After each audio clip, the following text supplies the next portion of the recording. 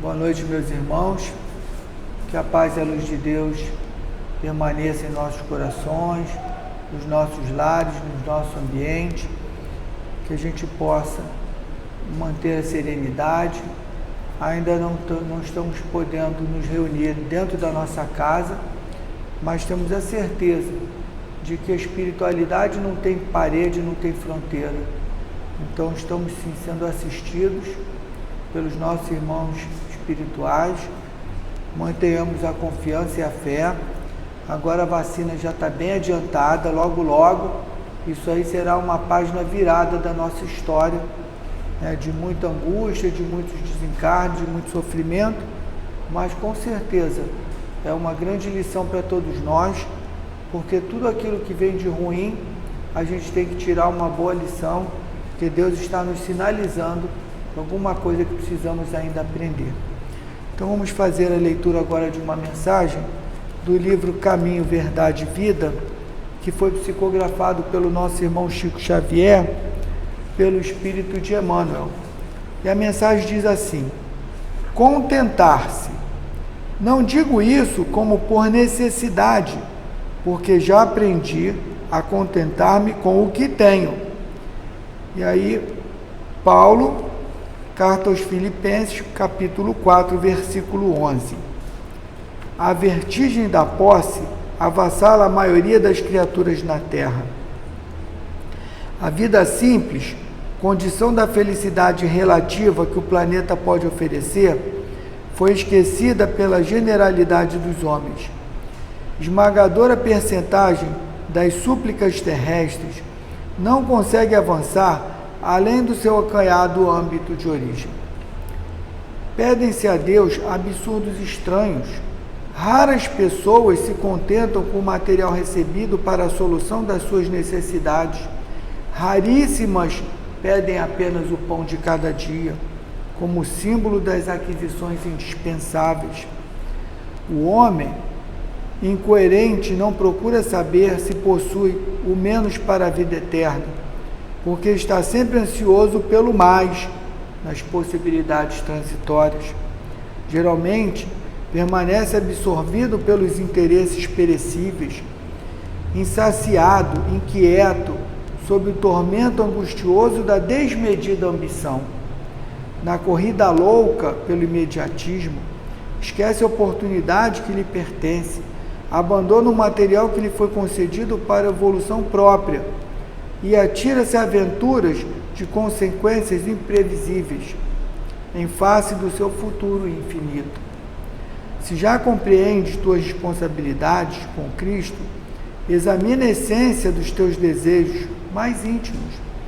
Lembra-te de que Paulo de Tarso, o apóstolo chamado por Jesus para a disseminação da verdade divina entre os homens, foi obrigado a aprender a contentar-se com o que possui, penetrando o caminho de disciplinas acerbas, de amor, de amargor, de angústia. Estarás acaso esperando que alguém realize semelhante aprendizado por ti? Bom, meus irmãos, a nossa mensagem vem nos trazer uma reflexão, que fala que pouquíssimos pedem a Deus o pão de cada dia. E isso é uma realidade. Se nós pararmos para pensar, nós precisamos de muito pouco para ser feliz. Só que nós ficamos naquela angústia, na nossa ambição de querer, e corremos atrás de forma desmedida de coisas perecíveis que nós não vamos levar para a vida eterna. A nossa vida não é aqui, a nossa vida é na pátria espiritual.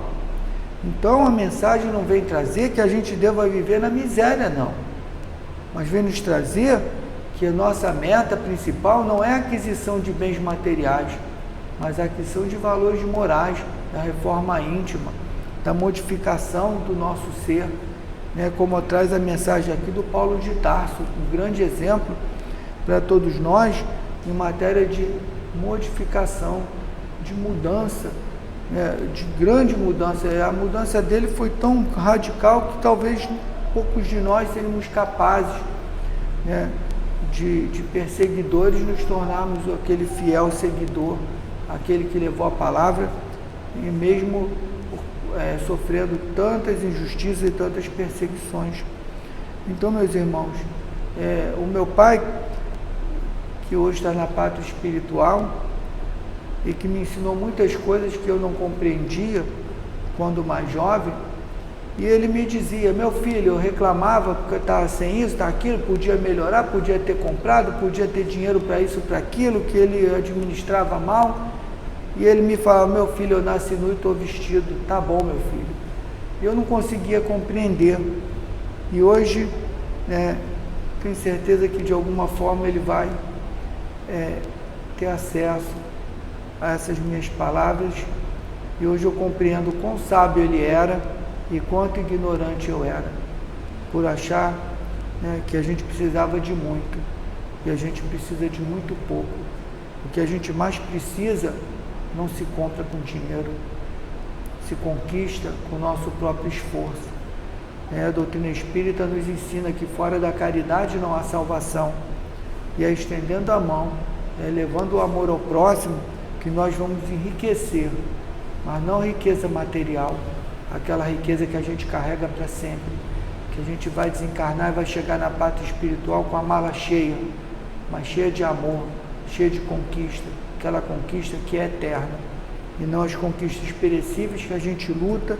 Às vezes as pessoas se matam, morrem por um bem que vai ficar aí, vai ser vendido, vai ser abandonado, vai ser utilizado por outras pessoas de qualquer jeito. Então, meus irmãos, que a gente possa dar valor sim a tudo aquilo que a gente conquista materialmente, porque é muito suado, porque é muito difícil, mas que a gente possa enxergar sim como nossa meta a reforma íntima, como nossa meta as conquistas de valores eternos, e não valores que vão se perder com o tempo ou que nós não vamos carregar quando despertarmos na pátria espiritual. Vamos elevar agora, meus irmãos, o nosso pensamento a Deus e agradecer ao Pai por mais esse dia, por mais uma oportunidade que Deus nos oferece. E aí muitos de nós que reclamam, vamos perguntar: meu irmão, minha irmã, você queria desencarnar? Você queria retornar à pátria espiritual? De certo vão dizer: não, eu não.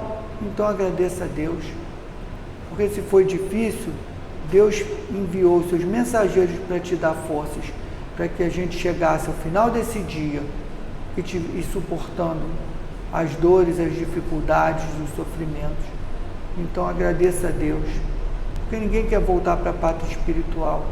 Então aproveite cada momento, seja ele bom, seja ele ruim, porque eles não voltam mais. E são ferramentas sagradas que Deus nos oferece. Então, obrigado, Pai, pelo que nos ofereceu de bom e de ruim. Obrigado, Jesus, pelo ensinamento e por estar reunido aqui conosco. Obrigado, Germano, por estar conosco, por cuidar da nossa casa, o Centro Espírita Aprendizes do Bem, por cuidar de todos nós encarnados e desencarnados, junto com a sua equipe, esses trabalhadores incansáveis e invisíveis aos nossos olhos, mas que trabalham muito e com muito amor. Que Deus os abençoe e os ampare. E assim, Pai, com nosso agradecimento, pedimos a Tua permissão para dar por iniciada a reunião dessa noite, pedindo a espiritualidade que ampare, que intua, que oriente a nossa querida irmã Marcele, que fará uso da palavra, que não está aqui dentro da nossa casa, que fará o estudo de sua casa, porque ela trabalha na área de ciência e pesquisa, a pesquisa dessa enfermidade que tem atormentado o mundo. Então ela preferiu, para preservar todos nós, fazer o estudo da sua casa. Então o nosso muito obrigado à nossa irmã Marcele pela sua dedicação, e que Deus abençoe e ampare, que possamos tirar proveito desse momento de ensinamento e de aprendizado. Passo a palavra então para Marcele. Boa noite, meus irmãos, que a paz de Jesus esteja em nossos corações, nos envolvendo. Estamos agora no nosso último mês do ano e eu trouxe para vocês uma reflexão. A gente vai falar hoje sobre os desafios do espírita no século XXI. Mas também eu queria começar falando um pouco sobre a nova geração, né? A gente sabe que a gente está num processo de transição planetária. Nós espíritas escutamos muito isso, né? O mundo, a gente está saindo de mundo de regeneração, mundo de provas e expiações para um mundo de regeneração. Então, a gente tem que lembrar um pouquinho dos nossos estudos, né, do Livro dos Espíritos, de toda a obra de Kardec, né, que nos deu as informações sobre isso. Esse assunto não caiu assim do nada, né, não surgiu do nada. Existem essas evidências na nossa doutrina espírita. Então a gente tem que lembrar que nós somos espíritos, nós somos um princípio inteligente, né, que já estagiamos em diversos reinos, né? Um princípio inteligente, quando ele é criado por Deus, ele estagia em vários reinos, né? Desde lá do mineral, depois para o vegetal, animal, até chegar ao reino nominal. E assim que ele chega ao reino nominal, o princípio inteligente ele é muito ainda baseado nos seus instintos, né? E a gente, quando pergunta a qualquer espírita, né? Qual é o objetivo da nossa reencarnação? E aí todo mundo fala o quê? Evoluir, né? Isso aí a gente tem essa resposta pronta. Mas a gente precisa entender o que é essa evolução. Então, com o princípio inteligente, quando ele entra no processo reencarnatório, né? Quando o princípio inteligente ele reencarna, ele precisa vivenciar a experiência de ser um homem, né? De ser um ser humano. E todas essas potencialidades que um ser humano pode ter. Isso faz parte do nosso processo. O reencarnar é um processo da nossa evolução. Então, a gente, quando reencarna nesses estágios iniciais, né, do princípio inteligente, a gente vai habitar mundos primitivos, né? A gente não vai começar lá, né? A gente não vai começar do fácil. Quer dizer, a gente vai encarar um certo desafio. E aí, Deus, na sua sabedoria, nos coloca lá em mundos primitivos. Então, existe uma gradação de mundos, né? A gente tem o primeiro mundo, que é o mundo primitivo, que é o mais difícil, né? Mais rude, e aí a gente passa para um segundo estágio, que é o mundo de provas e expiações, que é o mundo que a gente está hoje. E aí a gente passa depois para um mundo de regeneração, depois para um mundo feliz, até que a gente chega num mundo onde a gente classifica de puro, né? Onde habitam os espíritos puros, né? Nós estamos na segunda escala, né? No mundo de provas e expiações. Assim como nós vivenciamos a experiência de evoluir, o nosso planeta, né? A casa que nos recebe também passa todos os mundos, né? A gente entende como espíritas que existe um princípio que é o princípio da pluralidade dos mundos habitados. A gente sabe que não existe só, que Deus não contemplou, não fez somente o planeta Terra pra gente.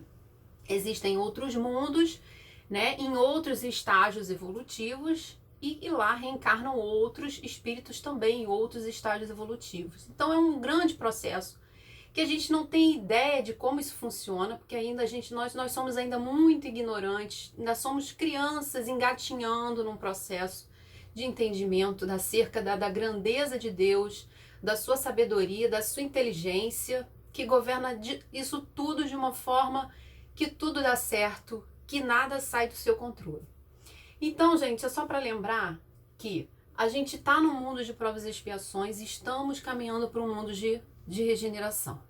Esse processo é um processo que os espíritos falam que já vem acontecendo há muito, muito tempo. A gente não tem como precisar essa questão de datas, a gente tem essa mania, quer saber data. Mas quando começou e quando termina, a gente não tem essa informação assim muito certa. Mas a gente sabe que a gente está em processo e está muito mais adiantada do que a gente imagina. Mas eu quero lembrar para vocês que esse processo de de transformação, né, de mudança para um mundo de regeneração, ele traz consigo uma série de mudanças também no nosso planeta, né?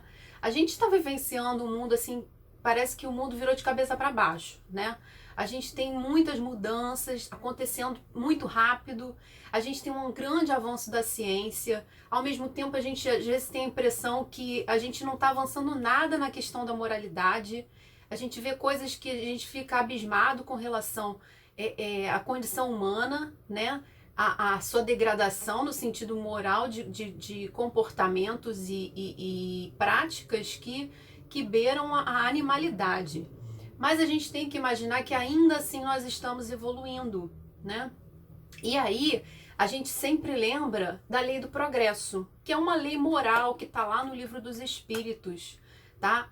Existem várias leis, as leis divinas, quando a gente estuda o livro dos Espíritos, mas uma delas é a lei moral, a lei do progresso.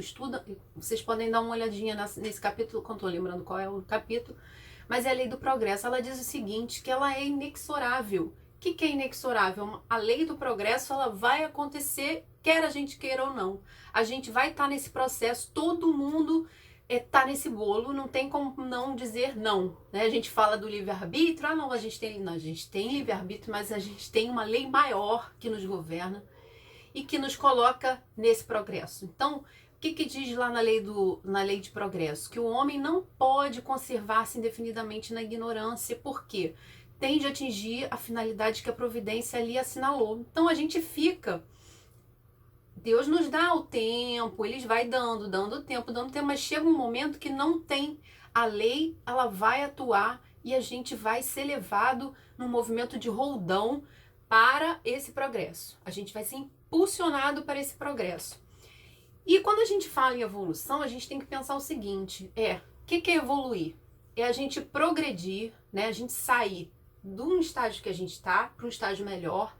Mas essa evolução, esse progresso, ele tem que se dar de duas formas. A gente chama de duas asas, né? O Chico falava isso. Progresso, a evolução espiritual, ela se dá pelo progresso intelectual e o progresso moral. São duas asas do espírito. A gente não consegue evoluir se uma das asas está maior que a outra. Imagina um pássaro, né? Uma ave... Ela tem o tamanho das suas asas perfeitas, ela bate as suas asas para voar, e se ela tiver uma asa menor, se ela não tiver uma asa, vai ser difícil ela voar, ela não vai conseguir.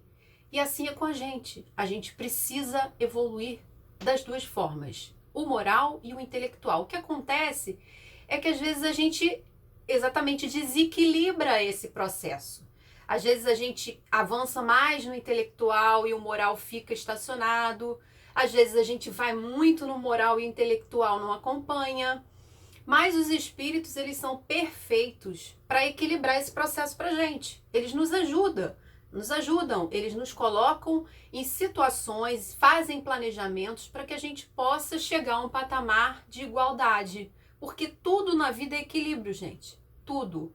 Então a gente vai avançar nessas duas formas, tá? Ela é uma consequência. E a reencarnação é uma consequência dessa lei de progresso, tá? A gente tem que entender isso como necessário para que o processo aconteça.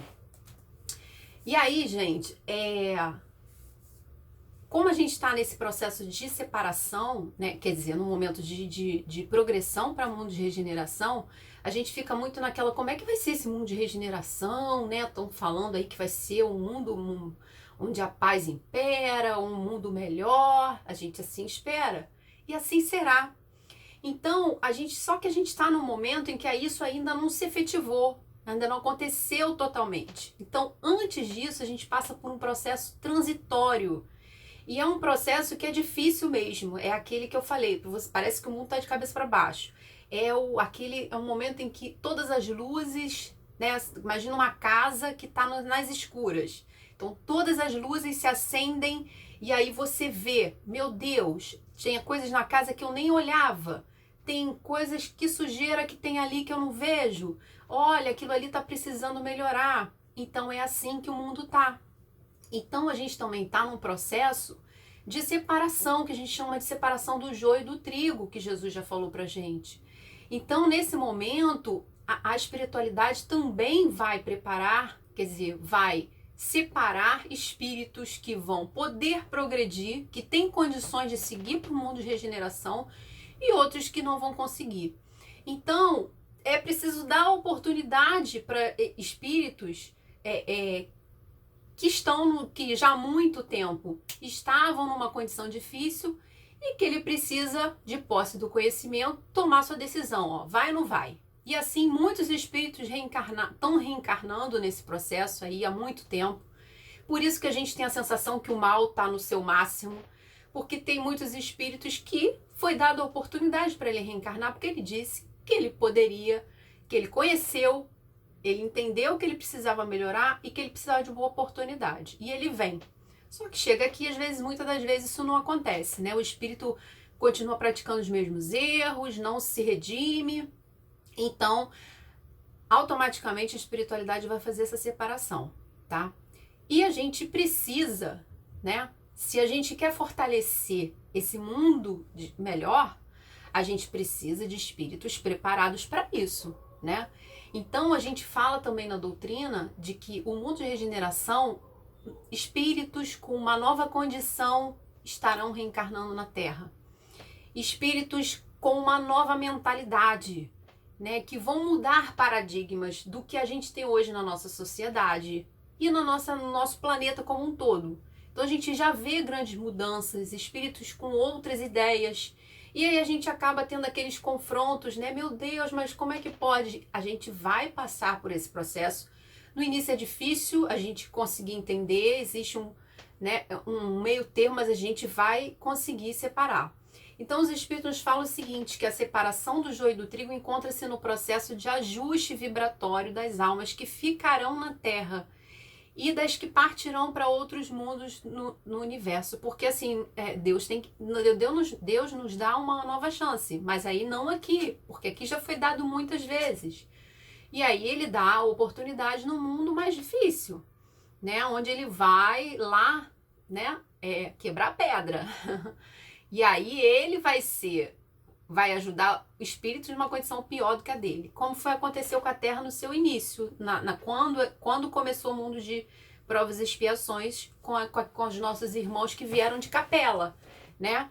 Que era um outro planeta que também estava nesse processo de transitório. Então vieram aqueles espíritos, aquelas primeiras civilizações que nós tivemos aqui no nosso planeta Terra, como os maias, os incas, astecas, espíritos que construíram aquelas pirâmides, que tinham um conhecimento, uma inteligência, que hoje os engenheiros de hoje não imaginam como que naquela época eles não tinham nem ferramentas, eles não tinham, como que eles carregavam aquelas placas para construir aquelas pirâmides. Então, tem coisas que não eram inexplicáveis para a ciência moderna.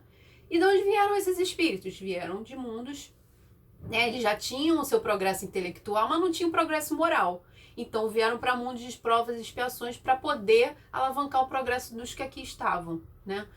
Bom, então os espíritos que estão reencarnando nesse período têm a possibilidade, têm a responsabilidade, né, com a humanidade. Assim como a nova geração virá mais preparada para essa transição planetária. Então existe uma nova geração. E aí eu fui buscar para vocês, eu vou ler aqui uns trechinhos do livro A Gênese. Foi o último livro de Kardec, né? Antes dele desencarnar, foi a última obra. E a gente tem no finalzinho do livro A Gênese um capítulo sobre a nova geração. Kardec os espíritos já falaram isso para ele. E ele fala assim que para que a Terra seja feliz, os homens, para que na Terra sejam felizes os homens, preciso é que somente as povoem espíritos bons, encarnados e desencarnados, que somente ao bem se dediquem.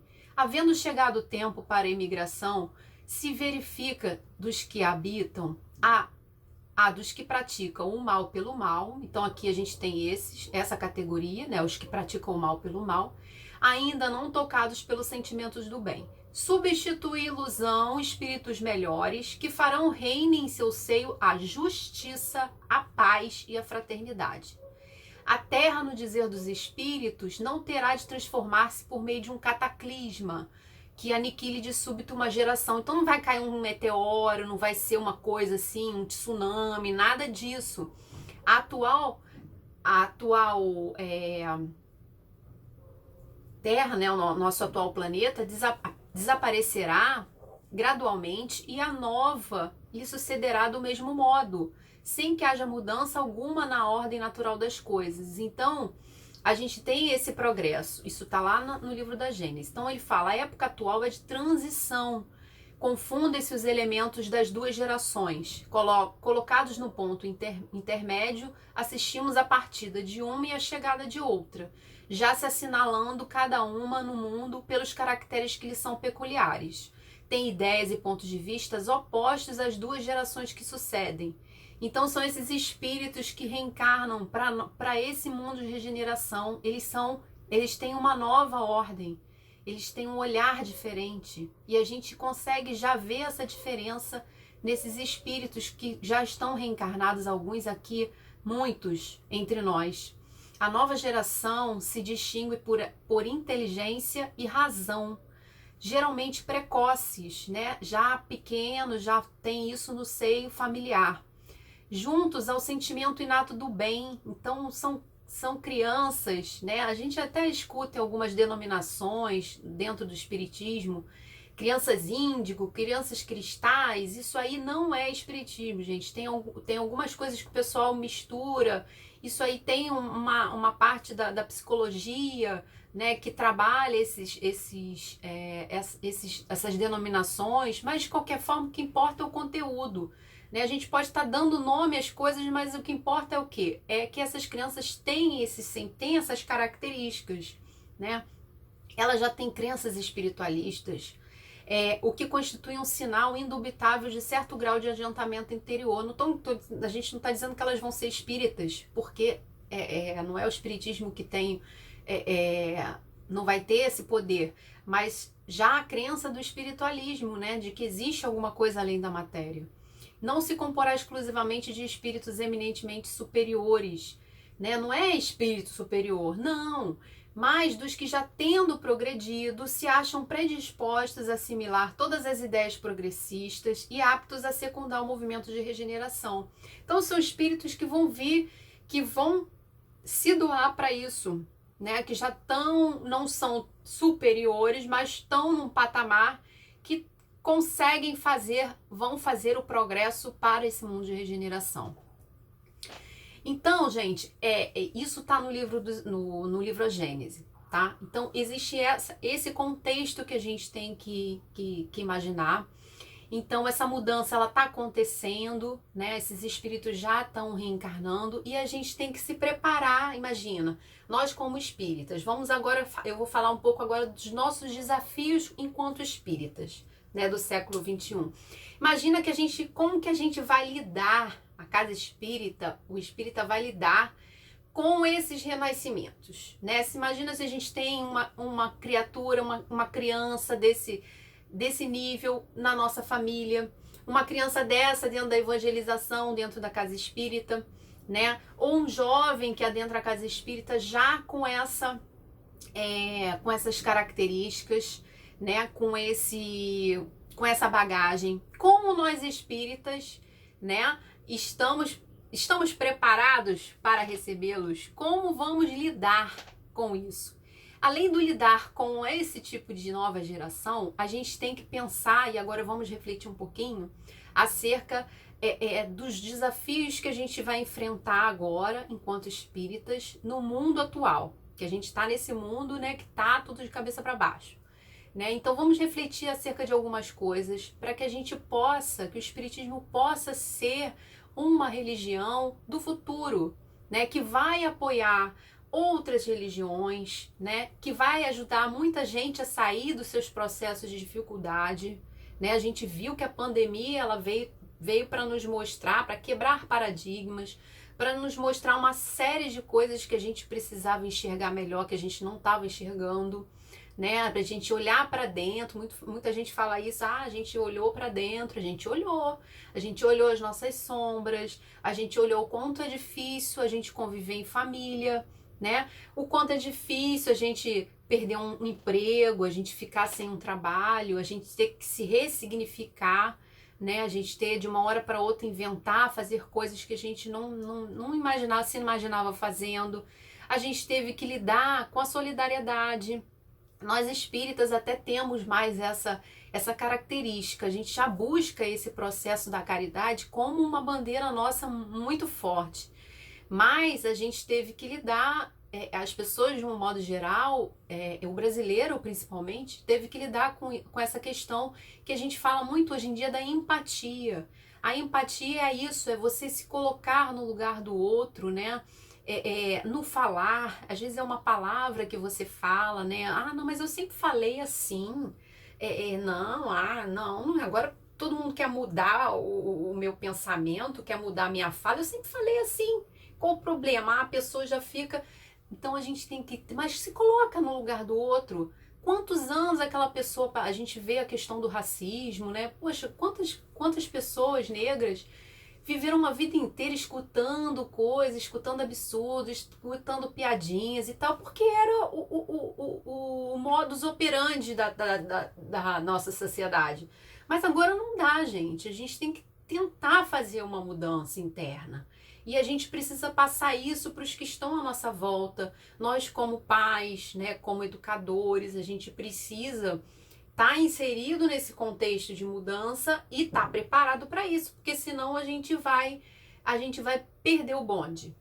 Então, eu queria falar vamos falar sobre os desafios, então, da nossa doutrina. A gente tem que sempre contextualizar a nossa doutrina, tá?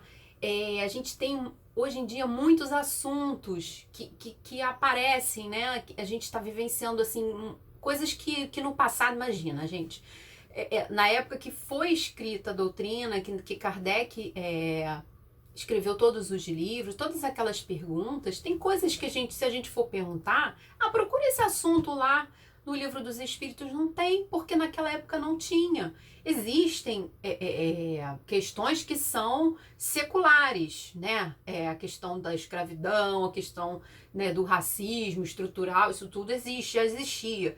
Mas existem hoje comportamentos na sociedade, por exemplo, o termo depressão, você não vai encontrar lá.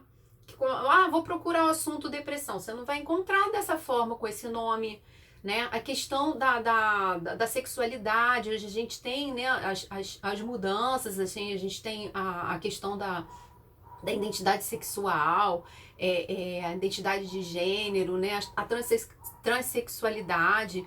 Isso tudo são assuntos que a gente não encontra com esse nome na doutrina, mas a gente precisa contextualizar então a doutrina. Não que a doutrina, o que Kardec escreveu, vai cair por terra, não. A gente não quer, a gente quer ter a base da doutrina, mas a gente precisa hoje, a gente tem imensas obras de espíritas, de nome, de credibilidade, né? O nosso Divaldo ainda está aí, ainda tem muita coisa para passar para gente, mas a gente está vendo uma nova geração também de espíritas, de médiuns espíritas, oradores, que trazem, sabe, novos olhares, tá? Para a nossa doutrina, e a gente precisa contextualizar a nossa doutrina, senão a gente vai perder o bonde, tá?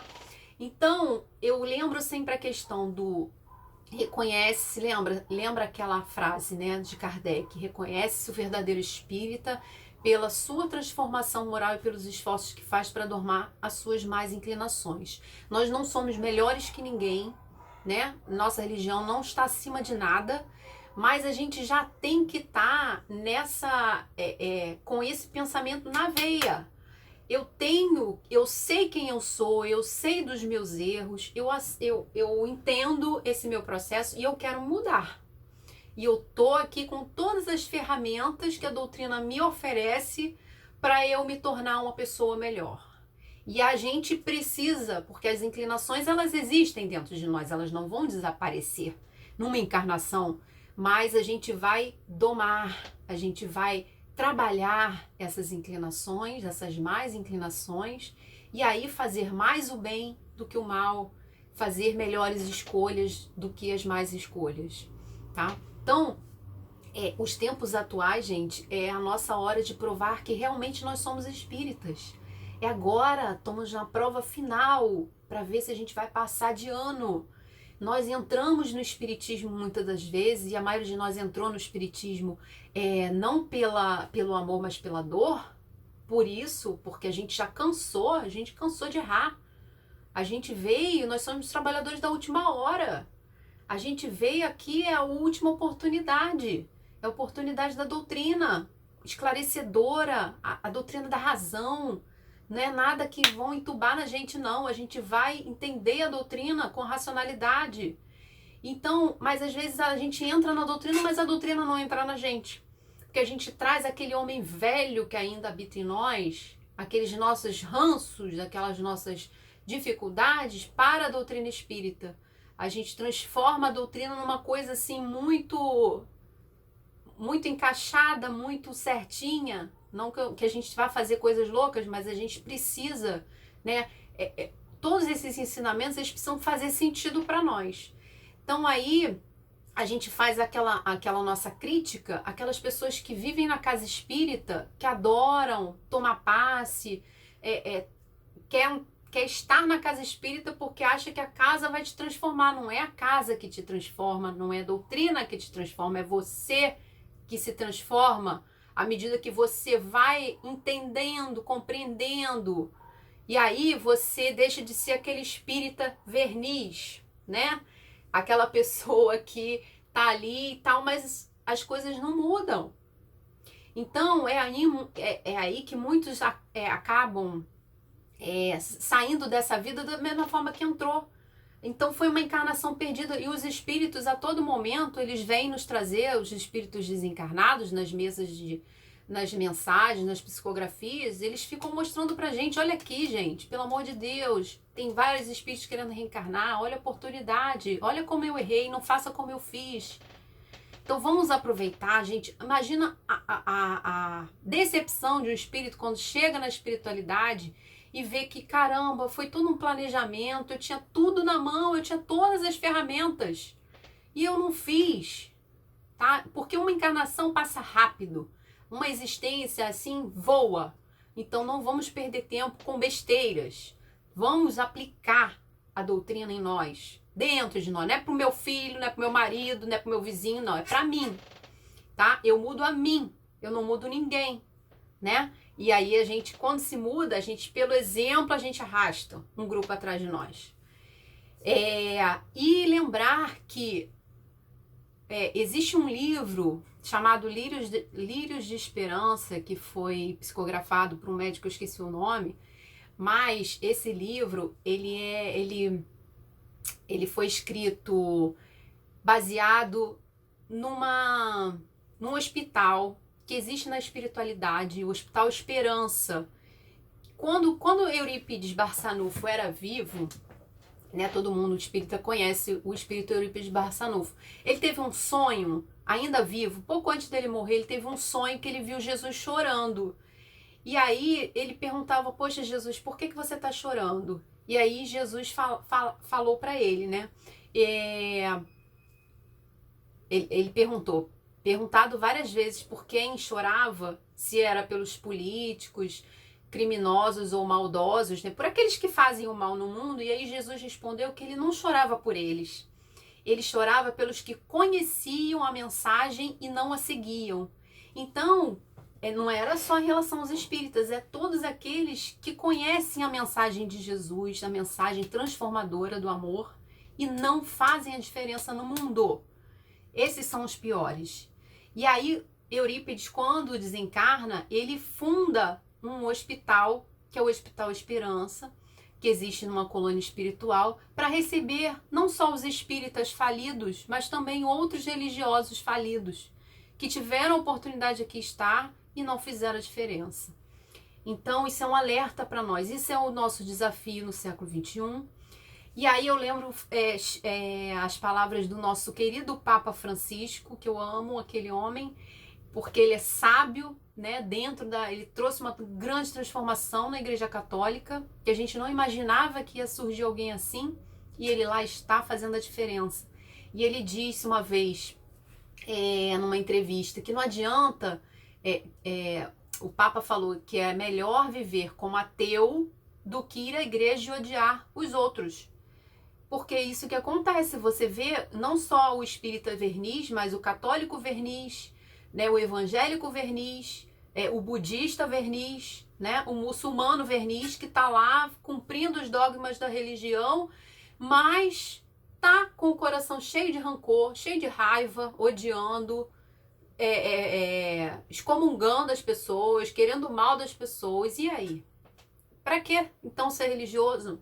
É melhor ser ateu, que aí não acredita em nada e aí não tem responsabilidade, né? Então, lembrem sempre, gente, isso acontece porque a gente também não segue a outra lei divina, que é a lei do trabalho. Existe a lei do progresso, que eu já falei, e existe a lei do trabalho. A nossa encarnação, ela não é um parque de diversões. A gente não tá no mundo para ser feliz, para se divertir. Não. A gente tem que se ocupar, né? Mas eu não tenho emprego. Eu sou dona de casa. Todo mundo tem ocupação na vida. Todo mundo tem que ter ocupação.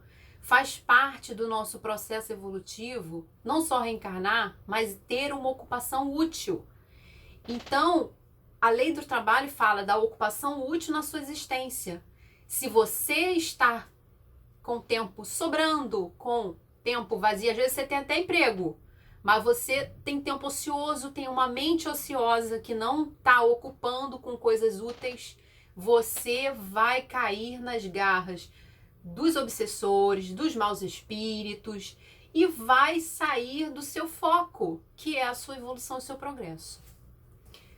Desafio, outro desafio. A gente está num planeta que está sofrendo mudanças ambientais. Gente, a gente tem que pensar o seguinte, vamos pensar que esse mundo de regeneração, ele vai ser com a Terra do jeito que ela está.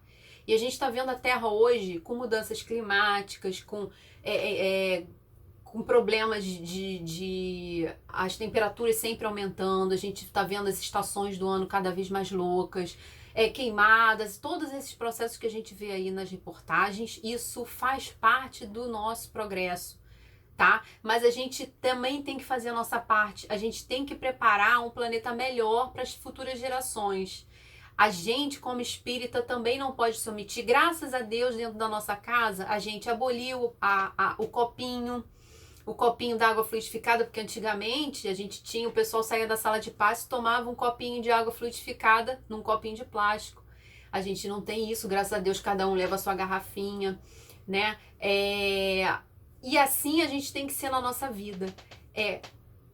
Tudo que a gente consome tem um pedacinho de planeta, tá? Então a roupa que eu tô vestindo tem água, precisou de água para ser fabricada, precisou de recursos naturais. Então vamos ser, o consumismo hoje em dia é a grande praga da humanidade. A gente está consumindo os recursos do planeta, a gente está perdendo uma encarnação com uma geração que é extremamente consumista, que só acha que felicidade está relacionada a consumo. Quanto mais ela consome, mais ela fica feliz, né? E aí a gente tem que vivenciar também outras questões. Nós somos o país o segundo país, Brasil, é o segundo país do mundo mais desigual nas questões sociais. Então a gente vivencia a fome, a miséria, a pobreza em seus graus extremos. A gente pode ver num mesmo local, numa mesma cidade, bairros extremamente ricos, né? E bairros extremamente pobres, onde as pessoas não têm o que comer, não tem nada, precisa do necessário. Então a gente tem que, como espíritas, lembrar lá no livro dos espíritos a diferença entre o supérfluo e o necessário. Pensa sempre, gente, quando for consumir, isso é necessário ou isso é supérfluo? Né? Não que a gente vá viver como, né, vai praticar voto de pobreza, vai andar rasgado, não, nada disso. Mas a gente tem que ter consumo consciente, a gente tem que pensar no outro, né? A gente está jogando muita comida fora. Olha, vamos reaproveitar, né? Vamos pensar que essa comida que eu jogo fora, cara, faria uma grande diferença na mesa de alguém que tá faltando para alguém. E o que me sobra tá faltando na casa de alguém. Isso tenho certeza disso. Então as desigualdades são isso. A gente precisa pensar num mundo mais igualitário, né? Onde a gente coloca as pessoas, todo mundo na mesma condição, né? De habitar esse planeta para as próximas gerações e para um mundo de regeneração. A gente tem que... Uma outra coisa que eu trago para vocês, a questão da nossa dispersão, distração e alienação nas redes sociais, né? As pessoas estão consumindo muito seu tempo nas redes sociais. A inovação tecnológica, ela é maravilhosa, a gente está aqui usando, né, um recurso extremamente interessante. Eu não estou podendo estar aí, mas eu estou, através de um vídeo, passando essa mensagem para vocês. Mas, por outro lado, ela nos traz muitos riscos, né? Além dos problemas que a gente vivencia hoje de dor nas costas, né? A gente fica muito tempo com o celular na mão, a gente já está ficando com problema na cervical. Mas a gente está perdendo, e principalmente se eu falo para os jovens, para quem tem filho, para os educadores, para aqueles... Se você não tem filho, mas você tem sobrinho, às vezes você tem alguém dessa faixa etária. Os jovens estão cada vez menos interagindo socialmente. As pessoas vivem no seu mundinho, né? Lá nas suas redes sociais, com uma vida que é só beleza, né? É só felicidade, e não sabe lidar com as frustrações. Então, cada vez mais a gente vê hoje em dia os jovens, o número de jovens depressivos aumentando cada vez mais, índices de suicídio aumentando no grupo dos jovens, crianças se suicidando. Isso aí é uma coisa inadmissível, imaginável, né? Por que uma criança pensa em se matar? A criança não tem noção ainda de mundo, mas ela já tem. Porque a gente já está, de uma forma muito precoce, mostrando a vida de uma forma muito errônea para eles. E aí eles não têm a capacidade, a consciência de discernir, de enfrentar o fracasso, de enfrentar as realidades, porque também os pais, aqueles que o educam, também estão doentes. A nossa sociedade está doente, está adoecida emocionalmente. O número principalmente nesse período de pandemia, a gente viu o número de problemas psicológicos. Quem já estava mal ficou pior, né? E aí, as distrações das mídias é um grande desafio para nós, né? Infelizmente a gente tem feito muito mau uso, a gente passa informações erradas, às vezes a gente condena uma pessoa injustamente, né? A gente tem aumentado muitas descobertas, mas a questão do afeto, a gente precisa lidar, aprender a lidar, se relacionar, e a gente precisa ensinar isso aos nossos jovens, né? O afeto, ele tem diminuído, né? As pessoas não se comunicam, não se falam, porque ficam nessa rede, né, de valores que é totalmente viciante e invertida. Então não tem mais o olho no olho, a fala, né, o aperto de mão, a comunicação, ela diminuiu, né? Os jovens, eles escrevem na internet, assim, as mensagens, é tudo cortado, o português é todo cortado para quê? Para ganhar tempo. E você... Mas que tempo é esse? Que falta de tempo é esse? O que eles estão fazendo? Onde eles estão aplicando esse tempo que lhes sobram? Então, se boa parte do meu dia, pensem isso, gente, se boa parte do meu dia eu passo no celular, eu menos interajo socialmente, eu deixo de aprender com alguém. A gente deixa de aprender uns com os outros. E ninguém pensa o seguinte, ninguém vive isolado. Sem a experiência da evolução, da interação, eu não evoluo. Tem que haver interação entre as pessoas, tá? É nas diferenças que a gente evolui. E lembrar sempre do autoconhecimento, né? A gente precisa fazer esse exercício. A modernidade, ela subtraiu muito exercícios de aproximação em relação ao próximo que sofre. Então, com certeza, ao nosso lado existe alguém que sofre. Mas quando a gente está ali naquela modernidade, né, a gente, quando não está interagindo com as pessoas, a gente não está vendo isso. né? Então nós somos muito bombardeados hoje pela mídia, a gente toma a parte pelo todo, né? A gente não filtra as informações que nos chegam, a gente vê muita publicidade e noticiários e informações que consomem muito o nosso tempo. Eu vivencio isso como espírita. Eu vi no período da pandemia que eu fiquei mais em casa e tal, a enxurrada também de palestras e muitas coisas. Eu chegava um momento em que eu não conseguia ver. Eu travava, eu não conseguia ver tanta coisa. A gente não pode viver com muita informação. A gente tem que direcionar, a gente precisa... Então, o que é autogestão? A autogestão é uma metodologia, é a forma como eu vou estudar, como eu vou buscar os assuntos dentro... Se eu imagina eu como espírita vou buscar. Então, não é sair ouvindo tudo, não, eu tenho que filtrar, eu tenho que ver, não, eu vou estudar isso agora, então vamos por esse caminho, aonde que eu vou pegar essa informação, tá? Porque senão a gente se perde nesse processo e a gente acaba não assimilando nada, tá? A gente fica bombardeado de informação e a gente não assimila nada.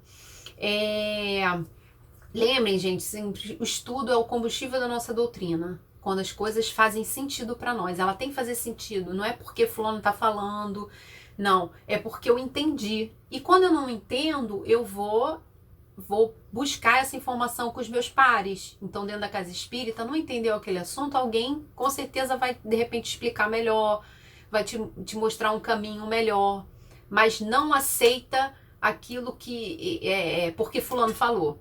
A gente tem que entender e aquilo tem que fazer sentido pra gente, porque se não faz sentido, não adianta a gente forçar. Uma outra coisa que a gente tem que vivenciar na questão desse século XXI é a cultura, contextualizar a doutrina segundo as lógicas de cultura. Hoje a gente vivencia um culto, por exemplo, à eterna juventude, à eterna beleza, à eterna alegria. Então as pessoas não sabem lidar com os mais velhos, as pessoas não sabem envelhecer, né? Não estão preparadas para isso. As pessoas não sabem ter uma ruga na cara, ficar com o corpo um pouco mais diferente, né? Porque o envelhecimento traz um pouquinho os quilinhos a mais, né? E a gente tem que estar sempre alegre. É aquela velha história de que eu não posso ficar triste. Quem disse que ficar triste é ruim? Ficar triste é necessário às vezes. A gente não pode fazer isso uma rotina na nossa vida. Quando isso acontece com uma regularidade maior, a gente tem que acender um alerta dentro de nós. Opa, tem alguma coisa errada. Mas, por exemplo, se a gente perde um familiar, se a gente perde alguém, a gente vai ficar triste. A gente vai sofrer o luto. A gente tem que ter... E o meu luto, ele pode durar uma semana, um mês. Ah, mas fulano tá falando que eu tô muito... Mas cada um sabe o seu tempo. Não existe regra. Pro fulano talvez o luto seja mais rápido, para você demore mais um pouco. Mas você que tem que se ouvir. Não, tá doendo, não tá dando. Eu vou ficar triste, eu vou ficar no meu quarto, eu não quero sair, né? Mas vai chegar um momento em que você vai analisar aquilo tudo e aquele momento passa. É importante passar. A gente passa hoje em dia isso para os nossos filhos. A gente quer criar os nossos filhos sem que eles tenham nenhuma experiência de frustração. A gente não quer que eles chorem, a gente não quer que eles se magoem. E com isso a gente vai dando excessos de coisas aos nossos filhos para eles não ficarem tristes. Eles não podem ficar tristes, eles não podem ter tempo ocioso. Não, a gente enche eles de celular, de laptop, de joguinho, de coisas. Não, ele não pode ficar sem fazer nada, porque ele tem que... E a cabeça dele está sendo formada naquele sentido. E aí a gente vê hoje os jovens enfrentando essa questão de ansiedade, de síndrome do pânico. Por quê? Porque quando ele precisa lidar com a frustração, quando ele precisa entender o que está doendo aqui, qual é o sentimento que está mal trabalhado, ele não sabe o que é. Ele acha que não pode sentir, ele não pode se sentir triste, porque ele não aprendeu isso. Ele aprendeu que ele não precisa não chora, ele tem que estar sempre alegre. E aí? Quando o sofrimento bate na porta, a gente vê aí os problemas da psicossomática. A gente vai ver o adulto, o jovem, todo mundo somatizando no corpo físico as doenças. de uma cabeça que não está sendo trabalhada psicologicamente, emocionalmente, inteligência emocional a gente não tem. A gente não está preparando os jovens para isso, tá? Então, a gente não quer dizer que a gente deve se descuidar, né? Eu falei do culto à juventude, à beleza. Não vou simplesmente me descuidar da nossa autoestima. A gente tem que ter autoestima, mas a gente analisar o quanto que a gente gasta de tempo e energia, que é preciosa, lembra? O tempo de uma encarnação é muito precioso. Quanto de energia a gente gasta para isso, esquecendo os reais valores da nossa vida. Então a gente vê hoje pessoas vazias, pessoas que só querem, bota um silicone aqui, bota ali, aí bota botox aqui, são pessoas que parecem, sei lá, um Frankenstein. Mas, meu Deus, o que está faltando na vida dessas pessoas? Qual o sentido da existência? O que essa pessoa está fazendo? Né? Então, a gente tem que fazer essa reflexão. Ser espírita, gente, também não é ser blindado da dor. A gente sofre, né? Agora, a gente precisa reconhecer no nosso esforço, encontrando forças na doutrina que vai nos ajudar a relativizar a dor e o sofrimento. A gente relativiza de uma forma diferente que os outros nossos irmãos não conseguem fazer. Reconhecer os valores da cultura dominante e não se importar com o que as pessoas falam. A gente sabe onde a gente quer chegar, a gente escuta muito os espíritas, aqueles que na sua família não tem espíritas, aí você escuta muito historinha, ela vai lá, o fanático, vai lá para o centro, você fica mais tempo no centro do que em casa, e todas essas histórias que muitas das vezes alguns de vocês já escutaram. Então nós vamos enfrentar as nossas batalhas pessoais, a gente não está isento disso, tenha certeza, né? E às vezes os nossos maiores adversários estão nos nossos lares, tá? A gente recebeu esses espíritos difíceis para a gente entender como é que é esse progresso, como é que é essa evolução, e se reajustar com a lei, né? E praticar isso, porque acima de tudo é o exemplo que arrasta, tá? Não é a quantidade de livro que você lê, quantidade de horas que você passa na casa espírita, é a sua prática que vai demonstrar o seu real valor. Então não desista do seu trabalho também na casa espírita, do seu trabalho voluntário, da sua mediunidade. Sempre negocie em família, tá? Mas com foco nesse objetivo. Eu gostaria só de terminar falando da questão que a gente hoje precisa enfrentar. A gente vê hoje em dia muitos irmãos de outras crenças religiosas enfrentando o problema da falta de liberdade religiosa. A gente vê hoje em dia nos noticiários são centros de umbanda, de candomblé que são quebrados, as pessoas quebram, não querem, destroem. Então, no passado, a nossa doutrina espírita, os espíritas sofreram muitas perseguições. Hoje a gente não sofre, mas os nossos antepassados sofreram, tá? Na época logo do seu início aqui da doutrina espírita, a gente teve isso acontecendo.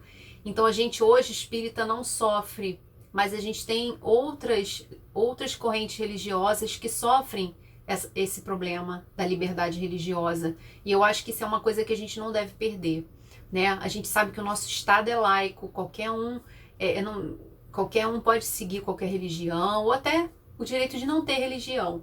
Mas a doutrina precisa zelar e apoiar o direito da nossa sociedade de seguir ou não o seu credo.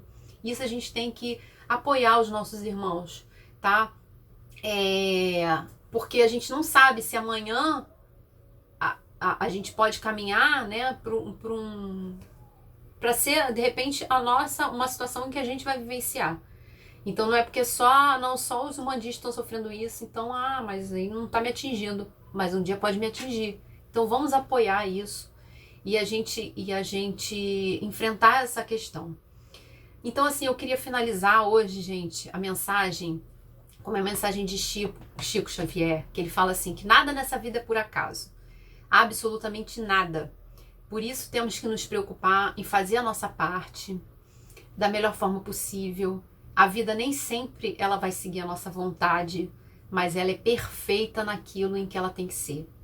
Então, que a gente possa fazer uma reflexão sobre esse ano. Foi um ano difícil, mas a gente está vencendo, a gente vai vencer.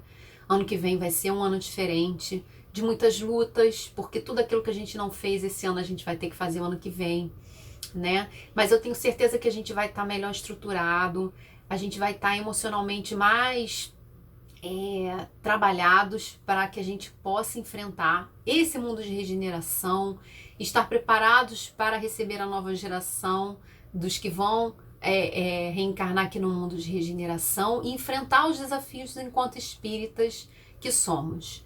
Um ótimo final de ano para todos vocês. Fiquem na paz de Jesus e até a próxima, meus irmãos.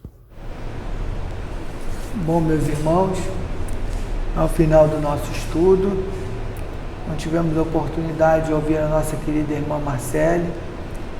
Vamos agora elevar o nosso pensamento a Deus e mais uma vez agradecer ao Pai por ter nos oferecido a oportunidade de estarmos reunidos em seu nome, de estarmos ouvindo os ensinamentos de Jesus, as leis de Deus, as palavras que nos fortalecem, nos confortam, nos esclarecem, essa doutrina que nos traz a fé, mas a fé raciocinada. Obrigado, meu Deus, por mais esse momento, pela sua oportunidade sagrada. Obrigado, Jesus, por estar conosco nessa reunião. Obrigado, Germano, e toda a falange de trabalhadores do Aprendizes do Bem.